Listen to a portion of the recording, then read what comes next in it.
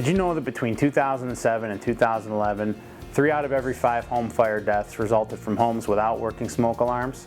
And I say working smoke alarms because many people make the mistake of assuming that they're safe just because they have a fire alarm in their home.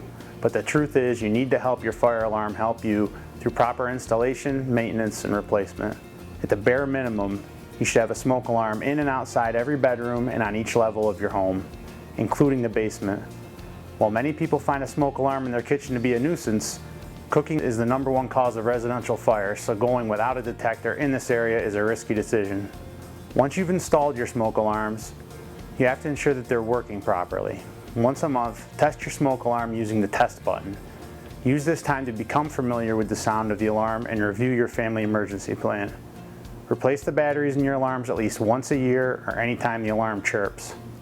It's recommended that you replace your smoke detectors every 10 years, and with the average cost of a smoke detector coming in at just $15, you can replace all the smoke detectors in your home that often. After all, it's a small price to pay to ensure the safety of your home and your family. Unless you're always burning dinner, it's easy to forget about the smoke alarms in your home. But in order for this little device to do its very best job at protecting your home and your family, you need to be proactive about maintaining it. For more information about smoke alarms and fire prevention, visit the National Fire Protection Association at www.nfpa.org, and be sure to review your homeowners and renters insurance policies with your preferred mutual insurance agent to ensure that you're financially protected in the event of a fire.